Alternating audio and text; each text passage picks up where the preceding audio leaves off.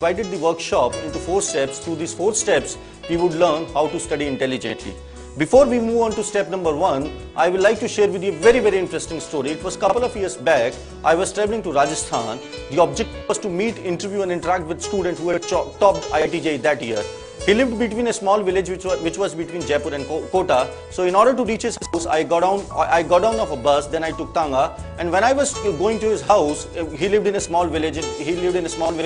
And when I was going to his house, what I could see on my left and right was Tuta-Futa road and Kacha houses. And I was thinking that how could somebody prepare and succeed in such an adverse situation, whereas we sitting in metro cities have all kind of alibis ki this is not there, that is not there. I reached his house. When I was reaching his house, I was told that his father was a farmer. The village had electricity only 2 years back. When I reached his house, I saw a young boy sitting in kurta and pajama, and he was the topper of IITJEE. I was so inspired, my anxiety level ran so high that I immediately started my interview with the question, what is your secret of success? Usually I asked this question at the end of the interview. The boy took me to his study room and he showed me his study table, and in front of his study table there was a big white chart. He said, "Sir, this is my secret of success." I said, what can this chart do for you? The chart had 3 rows. There was row number 1 which was like this, then there was row 2 which was like this, and then there was row 3 which was like this. On top row there was written in bold, target IITJEE rank 1 to 10. He said, this is this target written in bold which made me believe that I can achieve it. Once the belief became stronger, it started getting converted into actions. Actions led to results which further strengthened the belief and which ultimately led to success. So dear friends, what I'm trying to tell you over here is that the first and most important thing before you start preparing for any kind of competitive exams is to have a well-defined goal.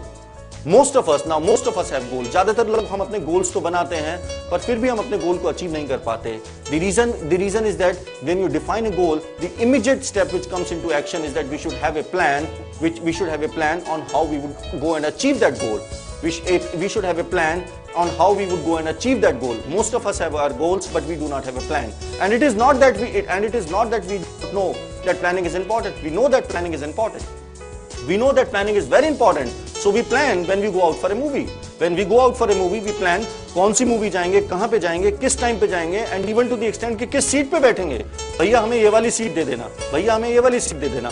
But when it comes to success in exams, everything is in air. We do not want to plan कि जैसे चल रहा है वैसे चलने दो. Success is very easy to achieve. Success in competitive exams is very easy to achieve. What it requires is a disciplined and planned approach. So we understand, we know that planning is important, and we plan for activities which we like. So why is that we do not plan for studies? We do not plan for studies because we are afraid of failure, because we do not want to put ourselves into tension, because we do not want to be accountable. But remember friends, that somebody has rightly said that if you fail to plan, you are planning to fail. So a well-defined goal backed up by a well-thought plan is one of the very important ingredients behind the success of each and every student. Now let us discuss more on. We have understood that planning is important. How should we go about making a plan? Because most of the students ask me a question कि sir मैंने plan तो बनाया था पर plan को implement नहीं कर पाया और 2-4 दिनों के बाद ही वो plan dustbin में चला जाता है. So it is very important for us to understand how to make a plan that work. Now whenever you are planning has to be done in phases. One is the long-term phases, that is an yearly plan. Yearly plan should be divided into monthly plan, monthly into weekly plan, and weekly plan has to be divided into daily plan. Now, when you are making an yearly plan, and this is a very important point because this is the place where most of the students go wrong, is that yearly plan has to be distinctly divided into 3 broad phases. Phase number 1 is learning phase. The basic objective of the child in the learning phase is to learn the subject, is to acquire the knowledge, is to gain the concepts. Whereas phase number 2 is consolidation phase. In phase number 1, the objective was to learn the concept. In phase number 2, which is consolidation phase, the objective is to consolidate whatever we have learned in phase 1. Learning phase, consolidation phase, then the third phase is rapid review phase. The basic objective of the rapid review phase is quick revision and psychological preparation. Now, ideally, if your exam is say around 10 to 11 months away, ideally speaking, you should have around 7 to 8 months of learning, say around approximately 2 months of consolidation phases, and approximately 2 weeks of rapid review. phases. Now the mistake which most of the students do is that their learning phase becomes lamba, lamba, lamba, lamba and lamba, and consolidation phase becomes chota, chota and chota and chota. What they try to do is that they keep on learning, keep on learning, keep on learning, and keep on postponing the revision process. The result is that they know most of the things. They have mastered, they have learned most of the things, but things are not fresh in their mind. Remember, in competitive examination, it is not important that whether you know a question or not. It is not important that whether you can solve a question or not, but what is important is that can you solve the question in shortest possible time or not? And for you to solve questions in shortest possible time, things have to be absolutely fresh. They have to be absolutely on your fingerprints. You have to solve them as fast as possible. So what I'm trying to emphasize over here is that learning phase is important, but equally important is consolidation phase. In consolidation phase, you consolidate whatever you have learned in the learning phase. Remember, I keep on telling this thing to students again and again. Your success is dependent upon what you know and not dependent upon what you do not know. So whatever you know or whatever you have learned in the learning phase, try to revise it thoroughly so that you are very sure, you are very confident about that. Now once you have made the early plan, the next level of planning has to be done at monthly level.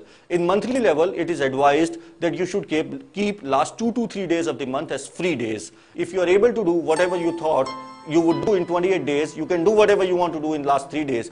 But you should make a plan which is not watertight. You should make a plan which is cushioned, which is flexible, which has a scope that if something goes wrong, you can cover it up. So it is advised that you should keep last 2 to 3 days of the month as free days. Monthly plan should then be divided into weekly plan. In a weekly plan, it is advised that 7th day of the week should ideally be kept for test and revision. Weekly plan should then be divided into daily plan.